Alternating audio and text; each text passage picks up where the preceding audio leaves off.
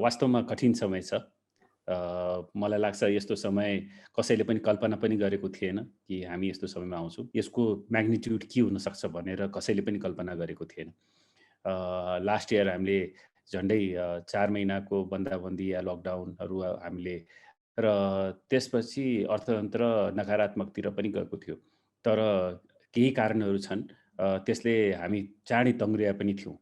र त्यस्तै बेलामा जब हामी अलिकति सकारात्मक सोच राखेर ल अब ठिक भयो भनेर सबैजना अब आफ्नो आफ्नो काममा कसरी अब बढी लगानी गरेर कसरी व्यापार व्यवसायलाई बढाउने भन्ने सोच राखेका थिए। त्यति नै बेला दोस्रो वेभले आएर यो कसैले पनि कल्पना नगरेको यो चाहिँ आएको छ। कसैले पनि कल्पना नगरेको यो स्थिति आएको छ र हामीले यो लकडाउनभन्दा पहिला नि माननीय अर्थमन्त्रीज्यूलाई उद्योग वाणिज्य महासङ्घमा बोलाएर यसपालिको बजेटमा निजी क्षेत्रको अपेक्षा के छन् भनेर हामीले एउटा प्रस्तुतिकरण पनि गरेका थियौँ।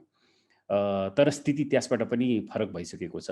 त्यसबेला हामीलाई के लागेको थियो भने अब कोभिडको बिस्तारै यो समस्या सल्भ हुन्छ र अब हामी एउटा नयाँ बिहानीतिर हेर्न सक्छौँ भनेर त्यो सोच राखेका थियौँ। र अब स्थिति फरक भएकोले हाम्रो जुन सरकारलाई सुझाव रहनेछ त्यो मुख्य कोरोना वरिपरि नै रहेको छ। पहिलो त महामारी नियन्त्रण र यो स्वास्थ्य सेवा विस्तार भन्नाले सबैभन्दा पहिला त हाम्रो सुझाव यही नै रहेको छ। सबै नेपालीलाई खोप जति चाँडै हुन सक्छ उपलब्ध हुनुपर्छ र खोप सहितको जुन अस्पतालको जुन अहिले हाम्रो अक्सिजनको कमी लगायत अन्य पनि समस्याहरू औषधिको कमीहरू जुन लगायत समस्याहरू भइरहेको छ आइसियुहरूको यसको लागि सुदृढीकरण होस् भन्ने नै हाम्रो फर्स्ट हाम्रो सजेसन यही नै रहेको छ निजी क्षेत्रको। यसलाई कसरी अझ बढी स्ट्रङ गर्न सकिन्छ। दोस्रो यो कोरोनाको यो स्थिति आइसकेपछि अर्थतन्त्र पक्कै पनि अब झन्डै मलाई लाग्छ अहिले 90% भन्दा कम आर्थिक गतिविधिहरू चलेका छन् र त्यो आधारमा अब अर्थतन्त्रलाई फेरि चलायमान बनाउनको लागि हामीले के गर्नुपर्छ भन्ने कुरा हाम्रो सुझाव रहेको छ। अब यसमा हाम्रो मुख्य 4वटा सुझाव रहेको छ।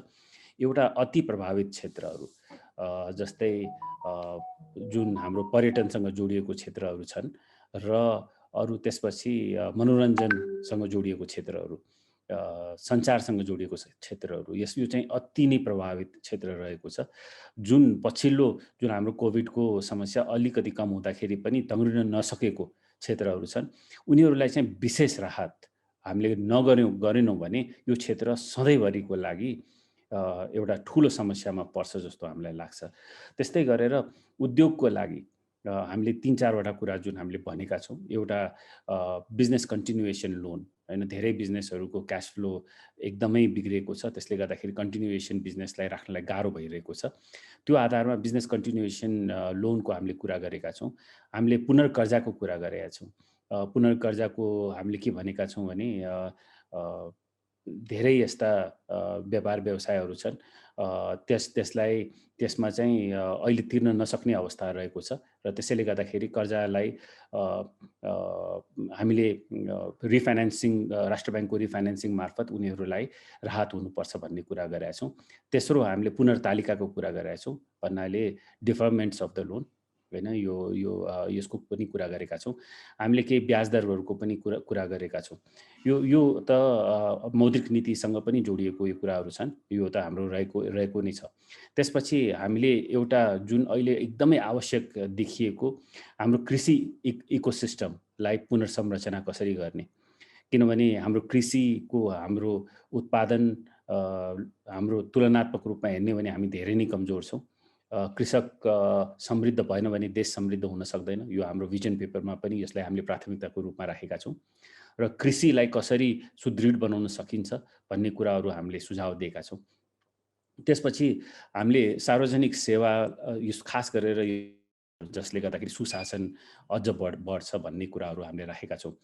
हामीले सधैँ भनेको कुराहरू पूर्वाधार विकासको कुरा छ। हामी एकदमै हाई कस्ट इकोनोमी भएका छौँ। तुलनात्मक रूपमा हाम्रो हरेक कस्टहरू हेर्ने हो भने हामी धेरै हाई रहेका छौँ। त्यसैले गर्दाखेरि हामी ट्रेडिङ इकोनोमीतिर बढी गइरहेका छौँ र कस्ट घटाउनको लागि पूर्वाधार विकास गर्न एकदमै जरुरी छ। हाम्रा भन्सारमा भएका संरचनाहरू, त्यस्तै गरेर हाम्रो हाइवेहरूको समस्याहरू, यसलाई समाधान गर्नको लागि एकदमै जरुरी छ। यो गरेनौँ भने हाम्रो इनपुट कस्ट चाहिँ एकदमै बढिरहन्छ। त्यसैले गर्दा पूर्वाधारमा हामीले लगानी गर्न जरुरी छ।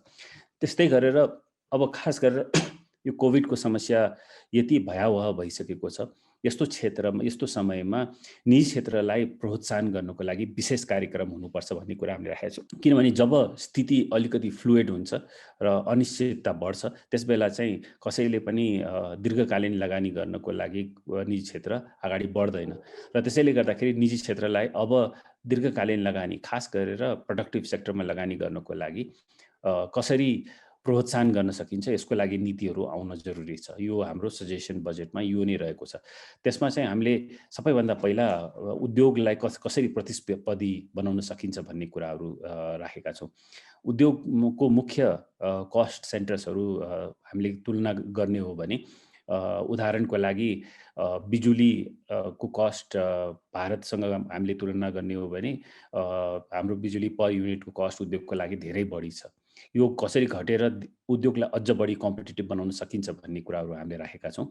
त्यसपछि हामीले राखेका छौँ श्रमको, होइन, हामीलाई सबैलाई थाहा छ, आइएलओको रिपोर्ट पनि हेर्ने हो भने हाम्रो प्रोडक्टिभिटी अहिले साउथ एसियामा सबैभन्दा कम रहेको छ, तर अहिले न्यूनतम वेतन पनि सबैभन्दा बढी भइसकेको छ र यस्तो बेलामा उद्योग कम्पिटिटिभ हुन सकेन। त्यसैले गर्दाखेरि उद्योगको लागि अब आउने समयमा प्रोडक्टिभिटी बेस्ड स्यालेरी सिस्टमको लागि कानुन हुनुपर्छ भन्ने कुराहरू हामीले राखेका छौँ। मैले हामीले पूर्वाधारको कुरा त मैले गरि नै सकेँ। त्यस्तै गरेर ब्याज दरको कुराहरू हामीले गरेका छौँ। कसरी उद्योगलाई कम ब्याजमा उनीहरूले चाहिँ रकम पाउन सक्छन्, लगानी गर्न सक्छन् भन्ने कुराहरू हामीले राखेका छौँ। र त्यस्तै गरेर यो त प्रतिस्पर्धी औद्योगिकरणको कुराहरू गरे र त्यसपछि हामीले अर्को कुरा के राखेका छौँ भने स्टार्टअप र इनोभेसन। हरेक देशहरूले स्टार्टअप र इनोभेसनमा ठुलो लगानी गरेको छ। स्टार्टअप र इनोभेसन्समा हामीले लगानी गर्न सकेनौँ भने आउने समयमा हामीले यो जुन फास्ट ग्रोथको जुन एउटा कल्पना गरेका छौँ त्यो चाहिँ सम्भव छैन र स्टार्टअपमा फेलियर रेट धेरै बढी हुन्छ। तर तैपनि स्टार्टअप्सलाई एन्करेज गर्नको लागि जरुरी छ। हामीले महासङ्घले पनि केही कुराहरू यसमा सुरु गरेको छ। हाम्रो बजेटमा चाहिँ यसपालि स्टार्टअप र इनोभेसनको लागि एन्करेज गर्नलाई, उनीहरूलाई प्रोत्साहन गर्नको लागि विशेष कार्यक्रम हुनुपर्छ भन्ने कुराहरू हामीले राखेका छौँ। हामीले विद्युत उत्पादनको र प्रसारण रणनीति हामीले किनभने धेरै उद्योगहरूले अब सस्तोमा बिजुलीको लागि आफैले प्रड्युस गर्न सक्छ भने त्यसको विलिङ चार्ज मात्रै गरेर त्यसलाई कसरी उद्योगले सस्तोमा ऊर्जा प्राप्त गर्न सक्छ भन्ने कुराहरूको हामीले सुझाव दिएका छौँ। निर्यात प्रवर्धन, अब हामी सबैलाई थाहा छ हामी पुरै हाम्रो अर्थतन्त्र रेमिटेन्समा आधारित भएको छ र यो एउटा ठुलै कुनै यो रेमिटेन्स कम भयो भने ठुलो दुर्घटना हुनसक्छ। तर त्यसैले गर्दाखेरि निर्यातलाई बढाउन जरुरी छ। निर्यातलाई बढाउनको लागि जुन माथि भनिएका कुराहरू जस्तै कस्ट अफ डुइङ बिजनेस त छँदैछ, इज अफ डुइङ बिजनेस छँदैछ, तर त्यसबाहेक निर्यातमा कुन कुन क्षेत्रमा कसरी अलिकति इन्सेन्टिभ दिएर र त्यहाँ भएका समस्याहरूलाई, खास गरेर नन ट्यारिफ ब्यारियर्सहरू जस्ता समस्याहरूलाई समाधान गरेर यसमा हामीले निर्यातलाई प्रवर्धन गर्न सक्छौँ भनेर कुराहरू राखिएको छ।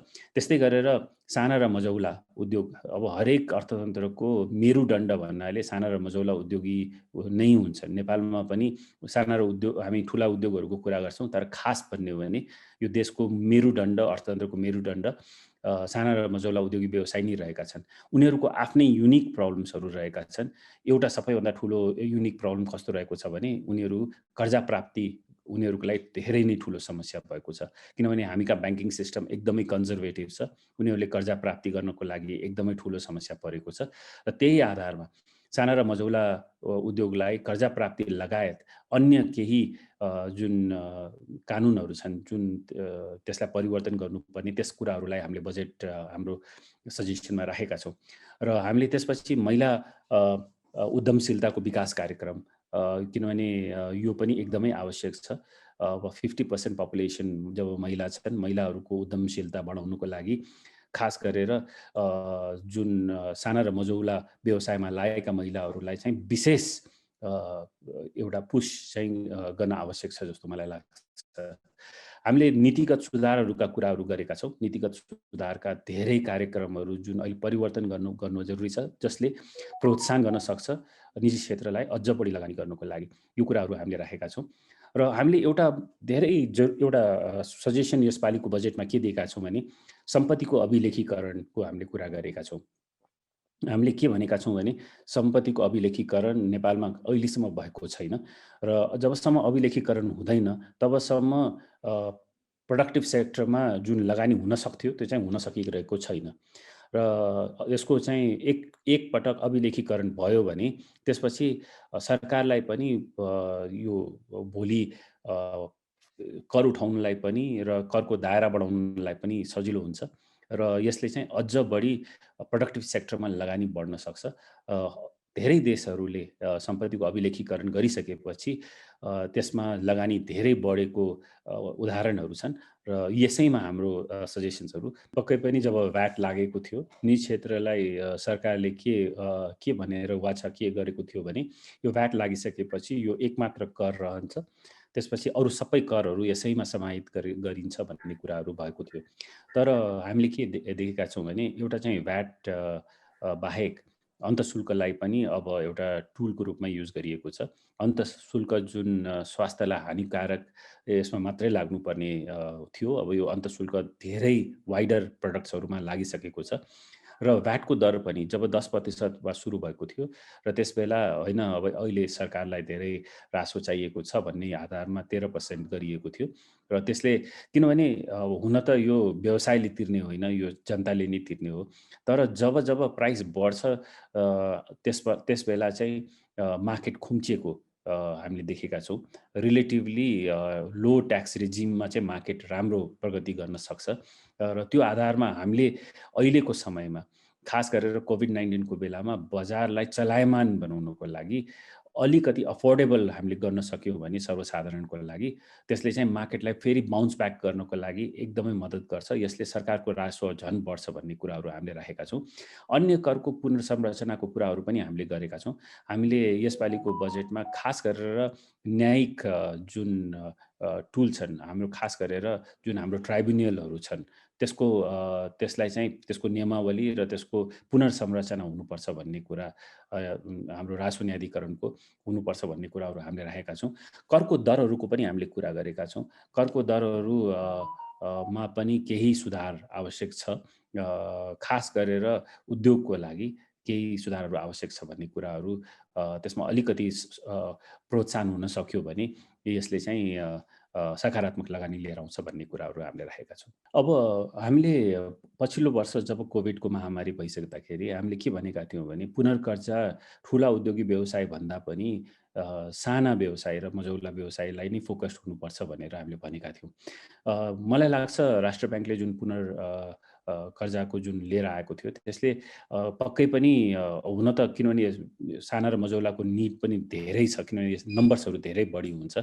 तर केही राहत हामी सन्तोष चाहिँ गर्न सक्छौँ होइन। तर हामीले एउटा कुरा के भनेका थियौँ भने प्राइभेट सेक्टरको इन्भल्भमेन्ट पनि हुनुपर्छ। खास गरेर महासङ्घको इन्भल्भमेन्ट यसमा भयो भने हामीले पनि सरकारसँग सहकार्य गरेर आइडेन्टिफाई गर्न सक्छौँ यस्ता साना र मझौला उद्योगी व्यवसायहरूलाई कुन क्षेत्रमा गर्दाखेरि राम्रो हुन्छ भन्ने कुराहरू हामीले राखेका थियौँ।